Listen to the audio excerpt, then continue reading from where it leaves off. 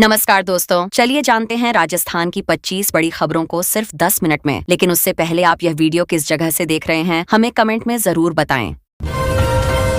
अभी जो सबसे ज्यादा चर्चा में है वो आईपीएल से जुड़ा मामला है, जहां राजस्थान रॉयल्स के मैनेजर रोमी भिंडर पर डगआउट में मोबाइल इस्तेमाल करने का आरोप लगा है। इस पर बीसीसीआई जांच कर सकता है, जिससे टीम मैनेजमेंट में थोड़ी हलचल जरूर देखी जा रही है न अभी।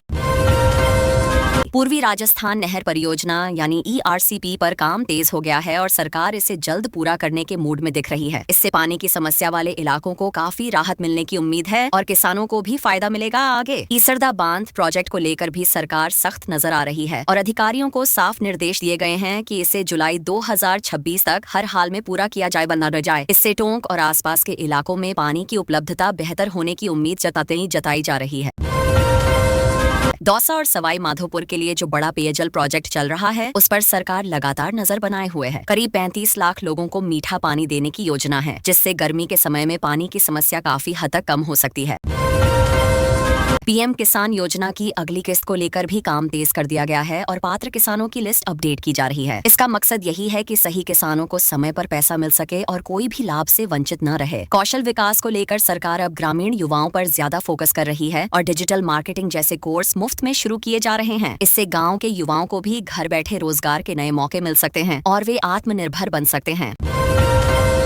आयुष मिशन के तहत अब राज्य के करीब 100 गांवों में वेलनेस सेंटर खोलने की तैयारी है। इसका उद्देश्य लोगों को गांव में ही स्वास्थ्य सुविधाएं देना है, ताकि छोटे छोटे इलाज के लिए शहरों की तरफ भागना न पड़े और समय की भी बचत हो। राजस्थान में राजनीतिक माहौल गर्माता नजर आ रहा है। इतिहास उप मुख्यमंत्री प्रेमचंद बथाप्यु ने पूर्व मुख्यमंत्री अशोक गहलोत पर निशाना साधते हुए कहा कि सरकार विकास कार्य तेजी से कर रही है और किसी भी योजना को बंद नहीं किया गया है, जिससे जनता को लाभ मिल रहा है। मुख्यमंत्री भाजन लाल शर्मा ने जयपुर में सुंदर सिंह भंडारी की जयंती पर श्रद्धांजलि अर्पित की। इस दौरान कई वरिष्ठ नेताओं और कार्यकर्ताओं ने भाग लिया। कार्यक्रम शांतिपूर्ण तरीके से संपन्न हुआ और इससे पार्टी कार्यकर्ताओं में उत्साह और एकजुटता देखने को मिली। विपक्ष आगामी विधानसभा सत्र को लेकर पूरी तरह सक्रिय हो गया है और जनहित से जुड़े मुद्दों को उठाने के लिए रणनीति तैयार की जा रही है, जिससे आने वाले समय में सदन के भीतर तीखी बहस और राजनीतिक टकराव देखने को मिल सकता है। कई महत्वपूर्ण विषय चर्चा में रहेंगे। सरकारी कर्मचारियों की हड़ताल का असर अब आम जनता पर भी दिखने लगा है। खासकर अंता और आसपास के गाँवों में पेयजल संकट गहराता जा रहा है। प्रशासन लगातार बातचीत कर समाधान निकालने की कोशिश में जुटा है, ताकि लोगों को राहत मिल सके।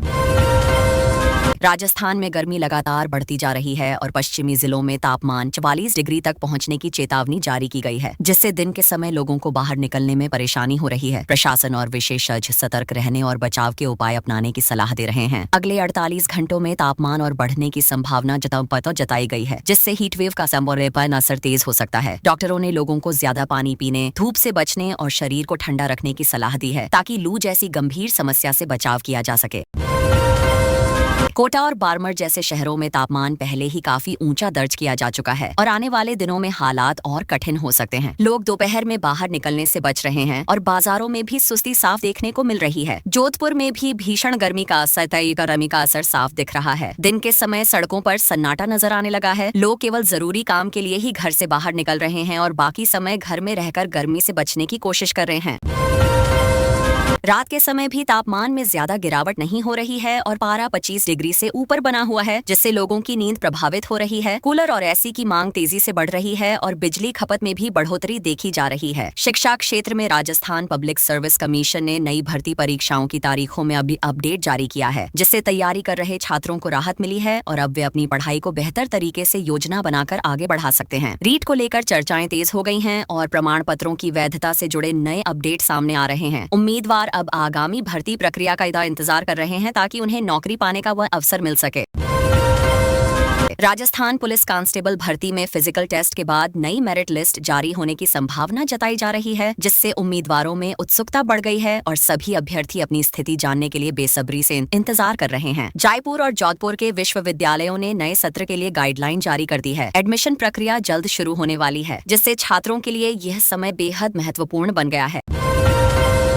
तकनीकी शिक्षा के क्षेत्र में बदलाव की तैयारी की जा रही है, जहां ब्लॉकचेन और डेटा साइंस जैसे आधुनिक कोर्स शुरू किए जाने की योजना है। इससे छात्रों को नई तकनीक सीखने का अवसर मिलेगा और भविष्य में बेहतर रोजगार की संभावनाएं बढ़ेंगी। खेल जगत में राजस्थान रॉयल्स की लगातार चौथी जीत के बाद जयपुर में जबरदस्त उत्साह देखा जा रहा है। क्रिकेट प्रेमी बेहद खुश नजर आ रहे हैं और टीम का प्रदर्शन इस सीजन में काफी मजबूत दिखाई दे रहा है। खेलो राजस्थान अभियान के तहत अब जिला स्तर पर ट्रायल शुरू कर दिए गए हैं, जिससे राज्य के ग्रामीण और शहरी क्षेत्रों से नए खिलाड़ियों को अपनी प्रतिभा दिखाने का मौका मिलेगा और वे राज्य व राष्ट्रीय स्तर तक पहुंचकर खेलों में अपना करियर बना सकेंगे। जैसलमेर में एक बड़ी फिल्म की शूटिंग की तैयारियां तेजी से चल रही हैं। हम बसा विशाल सेट तैयार किया जा रहा है। इससे स्थानीय लोगों को रोजगार के अवसर मिलेंगे और पर्यटन को भी बढ़ावा मिलेगा, जिससे क्षेत्र की आर्थिक गतिविधियों में सकारात्मक असर देखने को मिलेगा। राजस्थान हाईकोर्ट ने एक अहम फैसले में खाप पंचायतों के कुछ आदेशों को असंवैधानिक करार दिया है, जिससे व्यक्तिगत स्वतंत्रता को मजबूती मिली है और समाज में एक सकारात्मक संदेश गया है। इस फैसले को न्यायिक व्यवस्था के लिए महत्वपूर्ण माना जा रहा है।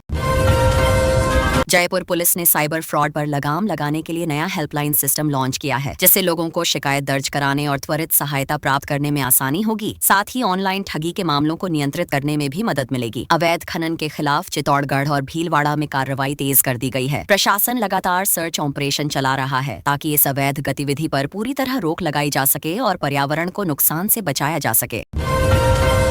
खाटू श्याम जी टेम्पल और सालासर बालाजी टेम्पल में रविवार को भारी भीड़ उमड़ी, जहां भक्तों की लंबी कतारें देखने को मिली। प्रशासन ने बेहतर व्यवस्था के लिए अतिरिक्त सुरक्षा और सुविधाएं मुहैया कराईं ताकि श्रद्धालुओं को किसी प्रकार की परेशानी न हो। अजमेर शरीफ दरगाह के आसपास सुरक्षा व्यवस्था कड़ी कर दी गई है और ड्रोन के माध्यम से निगरानी की जा रही है, जिससे श्रद्धालुओं को सुरक्षित वातावरण मिल सके और किसी भी संदिग्ध गतिविधि पर तुरंत कार्रवाई सुनिश्चित की जा सके। जयपुर मेट्रो के नए रूट को लेकर तकनीकी रिपोर्ट को मंजूरी मिल गई है, जिससे भविष्य में शहर की ट्रैफिक समस्या को कम करने में मदद मिलेगी और यात्रियों को बेहतर व तेज परिवहन सुविधा उपलब्ध हो सकेगी। बीकानेर में नए सोलर प्रोजेक्ट के जरिए बिजली उत्पादन बढ़ाने की दिशा में काम तेज हुआ है। इससे राज्य को ऊर्जा क्षेत्र में मजबूती मिलेगी और पर्यावरण संरक्षण को भी बढ़ावा मिलेगा, जिससे स्वच्छ ऊर्जा को प्रोत्साहन मिलेगा। राजस्थान रोडवेज में इलेक्ट्रिक बसों को शामिल करने की योजना अब अंतिम चरण में पहुंच गई है। इससे प्रदूषण कम होगा और यात्रियों को आधुनिक व आरामदायक यात्रा सुविधा मिलेगी। साथ ही पर्यावरण के अनुकूल परिवहन व्यवस्था को भी बढ़ावा मिलेगा। उदयपुर में लेक पिछोला के आसपास सौंदर्यीकरण का कार्य पूरा हो गया है, जिससे यह क्षेत्र और अधिक आकर्षक बन गया है। इससे पर्यटकों की संख्या बढ़ने की उम्मीद है और स्थानीय पर्यटन उद्योग को लाभ मिलेगा। पचदरा रिफाइनरी परियोजना में कार्य की गति बढ़ाने के लिए अतिरिक्त स्टाफ लगाया गया है, जिससे प्रोजेक्ट को समय पर पूरा करने का लक्ष्य रखा गया है और इससे राज्य को आर्थिक रूप से मजबूती मिलने की संभावना जताई जा रही है। सरकारी अस्पतालों में रोबोटिक सर्जरी सुविधा शुरू करने की तैयारी की जा रही है। इससे मरीजों को आधुनिक और सटीक इलाज मिलेगा। साथ ही डॉक्टरों को नई तकनीक के उपयोग से बेहतर परिणाम देने में सहायता मिलेगी, जिससे स्वास्थ्य सेवाओं का स्तर सुधरेगा। श्री गंगानगर में गेहूं खरीद के लिए नए वेयर हाउस खोले गए हैं, जिससे किसानों को अपनी उपज बेचने में सुविधा होगी और उन्हें बेहतर कीमत मिलने की संभावना बढ़ेगी। इससे कृषि क्षेत्र को मजबूती मिलेगी। जयपुर के मानसरोवर क्षेत्र में नया IT सेंटर तैयार हो गया है। इससे युवाओं के लिए रोजगार के नए अवसर खुलेंगे और शहर IT हब के रूप में तेजी से विकसित हो सकेगा, जिससे आर्थिक गतिविधियों को बढ़ावा मिलेगा। जोधपुर एयरपोर्ट के विस्तार के लिए केंद्र सरकार से फंड स्वीकृत हो गया है, जिससे नए टर्मिनल निर्माण का कार्य जल्द शुरू होने की संभावना है और यात्रियों को बेहतर सुविधाएं मिलने की उम्मीद जताई जा रही है। कृषि क्षेत्रों में दिन के समय बिजली आपूर्ति का नया शेड्यूल लागू किया गया है, जिससे किसानों को सिंचाई में आसानी होगी और फसलों को नुकसान से बचाया जा सकेगा। इससे कृषि उत्पादन में भी सकारात्मक सुधार देखने को मिल सकता है। नागौर के प्रसिद्ध पशु मेले के लिए ऑनलाइन रजिस्ट्रेशन प्रक्रिया शुरू कर दी गई है, जिसमें व्यापारी और पशुपालक बढ़ चढ़कर भाग ले रहे हैं। इससे व्यापार को बढ़ावा मिलने और आयोजन के सफल होने की उम्मीद जताई जा रही है। शुद्ध के लिए युद्ध अभियान के तहत खाद्य पदार्थों की जांच तेज कर दी गई है, जिससे मिलावटखोरी पर रोक लगाने का प्रयास किया जा रहा है और लोगों को सुरक्षित व शुद्ध खाद्य सामग्री उपलब्ध कराने की दिशा में प्रशासन सक्रिय नजर आ रहा है। माउंट आबू में पर्यटकों के लिए शाम के समय लाइट शो शुरू किया गया है, जिससे पर्यटन स्थल का आकर्षण बढ़ गया है और यहाँ आने वाले पर्यटक इस नई सुविधा का आनंद ले रहे हैं, जिससे पर्यटन गतिविधियों को बढ़ावा मिल रहा है।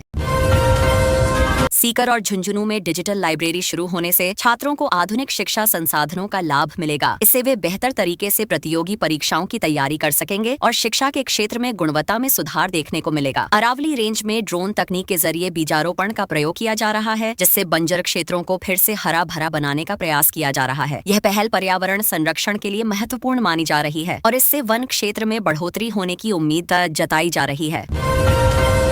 जयपुर म्युनिसिपल कॉर्पोरेशन ने कचरा संग्रहण व्यवस्था को बेहतर बनाने के लिए नया प्लान तैयार किया है, जिससे शहर को साफ सुथरा रखने में मदद मिलेगी और स्वच्छता सर्वेक्षण में बेहतर रैंकिंग हासिल करने की दिशा में यह एक महत्वपूर्ण कदम माना जा रहा है।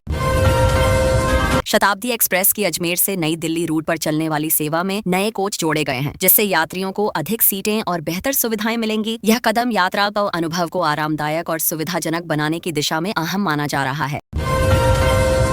राज्य में लोक कलाकारों के लिए आर्टिस्ट कार्ड जारी करने की प्रक्रिया शुरू कर दी गई है, जिससे उन्हें एक आधिकारिक पहचान मिलेगी और वे विभिन्न सरकारी योजनाओं का लाभ आसानी से उठा सकेंगे। ये पहल पारंपरिक कला और संस्कृति को बढ़ावा देने के लिए महत्वपूर्ण मानी जा रही है। बच्चों के अजीबोगरीब नाम बदलने के लिए शिक्षा विभाग ने खास अभियान शुरू किया है, जिसमें ऐसे नामों को सम्मानजनक और सकारात्मक नामों में बदला दिया जाएगा। मंत्री मदन दिलावर का कहना है कि इससे बच्चों का आत्मविश्वास बढ़ेगा और स्कूलों में उनका मन भी बेहतर तरीके से लगेगा, जिससे पढ़ाई का माहौल सुधरेगा।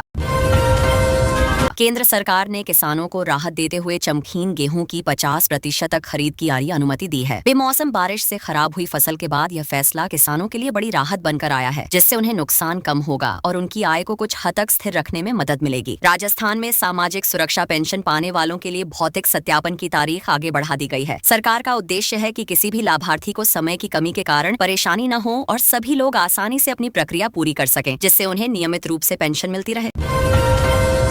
राजस्थान रोडवेज में 100 नई इलेक्ट्रिक बसें जोड़ने का फैसला लिया गया है, जिससे प्रदूषण कम होगा और यात्रियों को बेहतर सुविधा मिलेगी। यह कदम पर्यावरण को ध्यान में रखते हुए उठाया गया है और आने वाले समय में परिवहन व्यवस्था को आधुनिक और सस्ता बनाने में मदद करेगा। मुख्यमंत्री युवा मित्र योजना के तहत नए स्वयं सेवकों के चयन की प्रक्रिया शुरू कर दी गई है। इस योजना का मकसद युवाओं को सरकारी योजनाओं से जोड़ना और उन्हें रोजगार के अवसर देना है, ताकि वे अपने कौशल का उपयोग करके समाज और राज्य के विकास में योगदान दे सकें।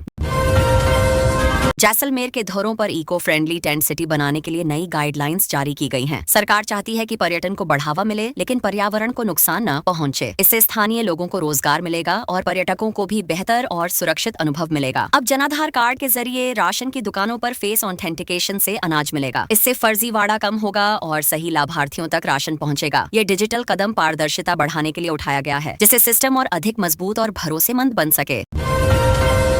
फ्लोदी को पूरी तरह सोलर पावर तहसील बनाने का काम अंतिम चरण में है। यह पहल राजस्थान को ऊर्जा के क्षेत्र में आत्मनिर्भर बनाने की दिशा में बड़ा कदम है। इससे बिजली की बचत होगी और पर्यावरण को भी लाभ मिलेगा, साथ ही अन्य क्षेत्रों के लिए भी उदाहरण बनेगा। इंदिरा गांधी नहर में बंदी के बाद पानी सप्लाई का नया रोस्टर जारी किया गया है। इसका मकसद है कि हर क्षेत्र को तय समय पर पानी मिल सके और किसी को परेशानी न हो। प्रशासन ने लोगों से सहयोग की अपील भी की है, ताकि व्यवस्था सुचारू रूप से चल सके। परवन सिंचाई परियोजना का 90% काम पूरा हो चुका है और जल्द ही हाड़ौती क्षेत्र को इसका लाभ मिलेगा। इस परियोजना से किसानों को सिंचाई के लिए पर्याप्त पानी मिलेगा, जिससे फसल उत्पादन बढ़ेगा और इसी से इलाके की आर्थिक स्थिति में सुधार आएगा। अब बात बाकी खबरों की करें तो कोटा समेत कई जिलों में न्यायिक अधिकारी बच्चों को कानून की जानकारी देंगे। इससे बच्चों में कानूनी जागरूकता बढ़ेगी और वे अपने अधिकारों को बेहतर तरीके से समझ पाएंगे, जिससे समाज में जागरूक नागरिक तैयार होंगे। रणथंभौर में बाघों की संख्या बढ़ने के कारण नए सफारी पार्क का प्रस्ताव रखा गया है। इससे वन्य जीवों को बेहतर जगह मिलेगी और पर्यटन को भी बढ़ावा मिलेगा, जिससे स्थानीय अर्थव्यवस्था को मजबूती मिलेगी और रोजगार के नए अवसर पैदा होंगे। उदयपुर में विकास प्राधिकरण की आय बढ़ने के बाद 500 करोड़ के नए प्रोजेक्ट्स को मंजूरी दी गई है। इससे शहर के इंफ्रास्ट्रक्चर में सुधार होगा और लोगों को बेहतर सुविधाएं मिलेंगी, जिससे शहर का विकास तेजी से आगे बढ़ेगा।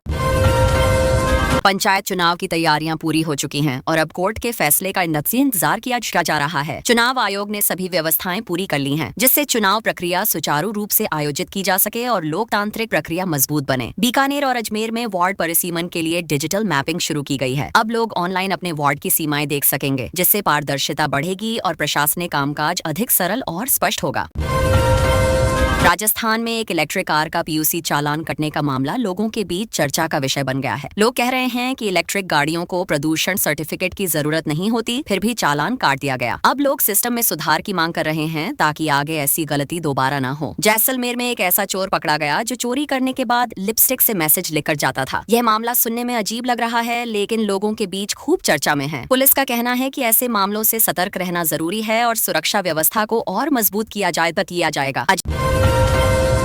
अजमेर में एक आम व्यक्ति को अचानक 598 करोड़ रुपए का आयकर नोटिस मिल गया, जिससे वह घबरा गया। जांच में सामने आया कि उसके पैन कार्ड का गलत इस्तेमाल हुआ था। अब विभाग ने सिस्टम को और मजबूत करने की बात कही है ताकि भविष्य में किसी निर्दोष को ऐसी परेशानी न झेलनी पड़े। खीचन गांव में हर साल आने वाले कुरंजा पक्षियों की विदाई का समय शुरू हो गया है। इस बार रिकॉर्ड संख्या में पक्षी आए थे, जिसे देखने के लिए बड़ी संख्या में पर्यटक पहुंचे। यह नजारा लोगों को बहुत आकर्षित करता है और स्थानीय लोगों के लिए भी यह गर्व और खुशी का पल बन जाता है ना।